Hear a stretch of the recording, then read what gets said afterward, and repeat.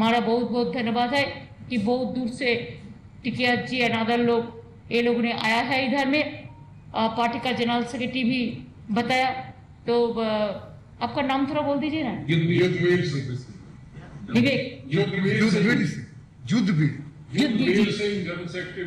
युद्धवीर जी भारतीय जनता संयुक्त मोर्चा का। तो मैंने उसको भी, हमारा बंगाल का भी लड़का है उधर में भी लास्ट में बैठा है, सबको मैं स्वागत किया है। और बंगाल का जो भी हमारा सपोर्ट चाहिए हम देने के लिए तैयार है।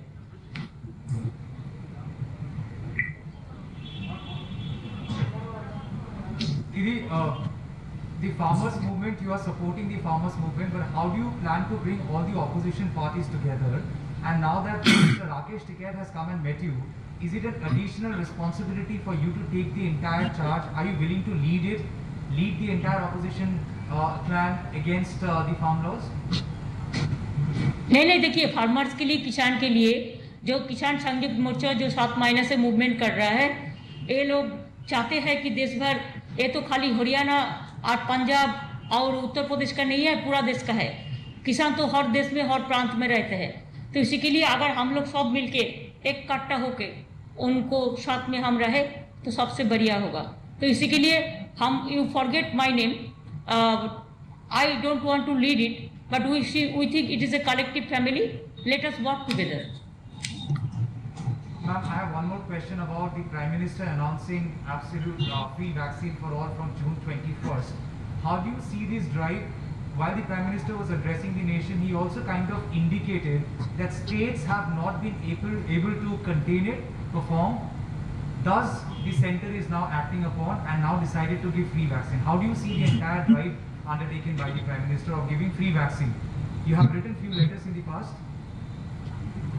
First, you tell me whether central government is successful to drive this now. Why they have not given this drive before 6 months ago? Why so many 18 to 45 years the peoples are died already because they have not they didn't get the COVID vaccine or the oxygen. How even Agra yesterday हमने देखा क्या 22 patient को mock poll का नाम पे oxygen नहीं देके मर दिया। What is this? What is going on? अगर फ्री वैक्सीन देगा तो इतना प्राइम मिनिस्टर का क्रेडिट लेने का कोई जरूरत नहीं है। एक रुपया बीजेपी का नहीं है, ये रुपया जनता का है।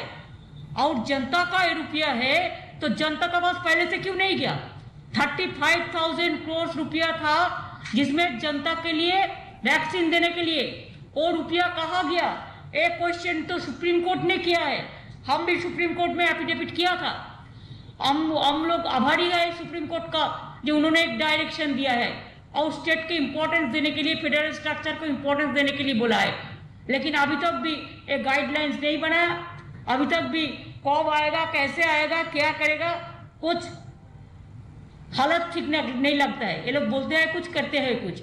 जब तक पूरा खत्म नहीं होगा हम नहीं कहेंगे कि हम वी द स्टेट, हमारा स्टेट में जैसा हम 2 करोड़ का माफिक हम टीकाकरण कर दिया, कोविड वैक्सीनेशन दे दिया। ऐसे बहुत सारे स्टेट है जो अपने से खरीदा और अपने से किया। ऐसा हम भी 200 करोड़ रुपया का वैक्सीन खरीदा और दिया। ऑक्सीजन भी हम लोग को ही खरीदने पड़ता है।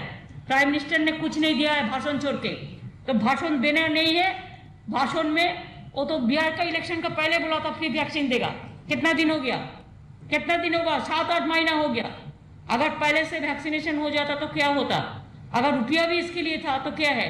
पीएम केयर्स में कितना फंड है? वो फंड से भी 35,000 करोड़ में इसमें ही हो जाता था वैक्सीन, नहीं दिया। तो ड्राइव क्या है? ड्राइव तो स्टेट गवर्नमेंट का खिलाफ में बोलने का एक डार्टी ड्राइव है और कोई नहीं है। अगर जनता के लिए करता तो डिवाइड एंड रूल नहीं कर सकते थे। तो स्टेट अलग, सेंट्रल अलग, ऐसा नहीं बोलना चाहिए था। और हर बात पे स्टेट गवर्नमेंट को बुलडोज करना एक फेडरल स्ट्रक्चर में ठीक नहीं लगता। सिर्फ फार्म लॉस ही नहीं, लेकिन 2024 के चुनाव से पहले एक यूनाइटेड ऑपोजिशन की भी मांग उठ रही है।